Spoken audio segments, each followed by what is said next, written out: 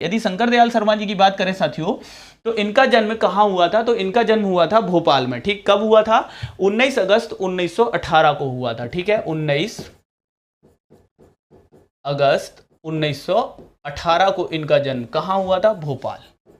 ठीक है, अब इन्होंने जब जैसे जैसे ये बड़े होते गए भाई, स्वतंत्रता संग्राम में इनकी भूमिका बढ़ती गई, और भूमिका बढ़ने के साथ साथ जो शंकर दयाल शर्मा जी थे, ये भोपाल में जन्मे थे।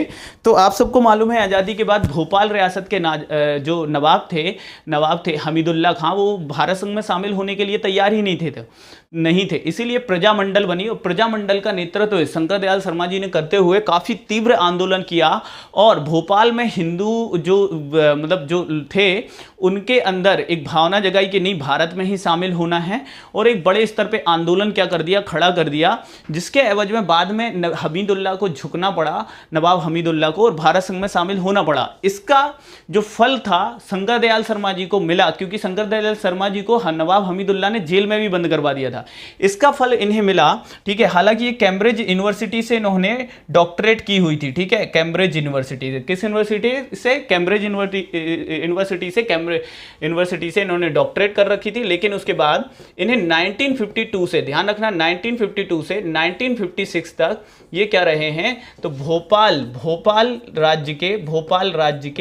राज्य के सीएम रहे हैं। ठीक है, मतलब मुख्यमंत्री रहे हैं। ठीक है, फिर जब यहां पर क्या हो गया कि मध्य प्रदेश का गठन हो गया, और मध्य प्रदेश के तो जो मुख्यमंत्री पहले बने वो पंडित रविशंकर शुक्ल बने। तो इसके बाद क्या हुआ साथी? तो इसके बाद इन्हें 1972 में कांग्रेस का अध्यक्ष बनाया गया। 1972 में कुछ भी पूछ सकते हैं ना, तो कांग्रेस के अध्यक्ष कब बने थे? तो 1972 में कांग्रेस के अध्यक्ष बने। ठीक है, फिर 1974 में 1974 में ये केंद्रीय कैबिनेट था, इसमें ये संचार मंत्री बने। क्या बने? संचार मंत्रालय इन्हें मिला। ठीक है, संचार मंत्री रहे।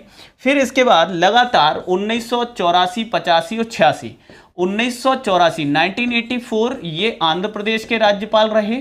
ठीक है, और उसके बाद 1985 ये पंजाब के क्या रहे? पंजाब के राज्यपाल रहे।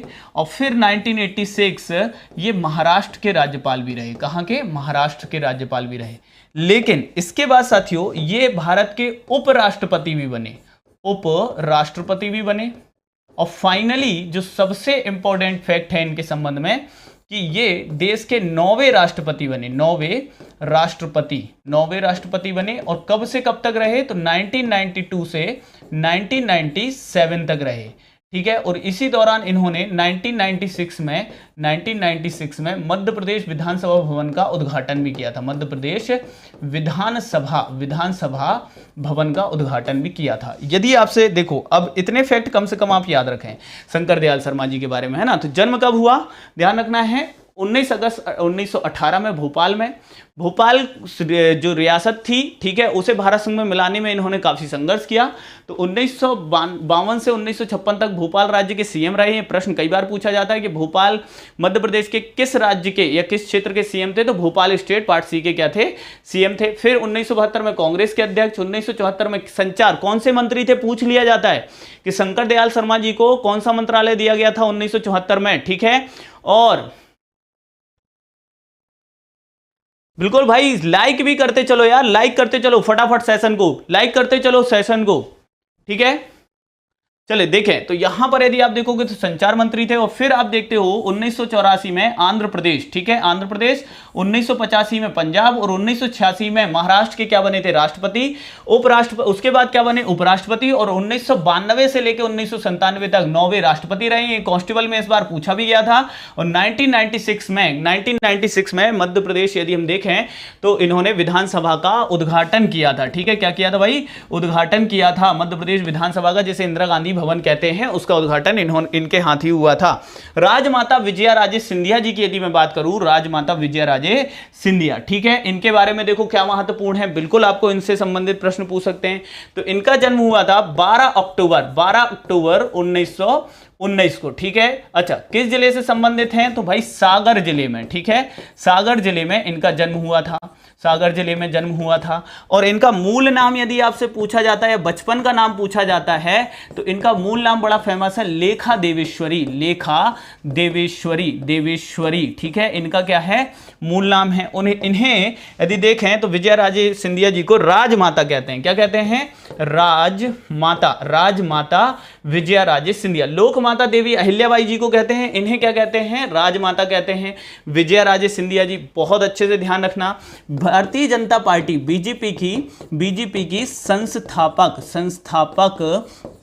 सदस्यों में थी, ठीक है, सदस्यों में शामिल रही हैं, बीजेपी के संस्थापक सदस्यों में शामिल रही हैं। मुझे जल्दी से बताइए राजमाता विजया राजे सिंधिया जी का विवाह किससे हुआ था, ये जल्दी से मुझे कमेंट करके बताइए, ठीक है, ध्यान रखना। तो राजमाता विजया राजे सिंधिया, बहुत अच्छे ध्यान रखना कि भाई सागर जिले में, ठीक है, कब, तो अच्छा 2019 में, अभी 12 अक्टूबर 2019 में इनके नाम पे 100 रुपए का सिक्का भी जारी किया गया है ना, स्मृति सिक्का, एक स्मारक सिक्का जारी किया गया था इनकी 100वीं जयंती पर, ठीक है।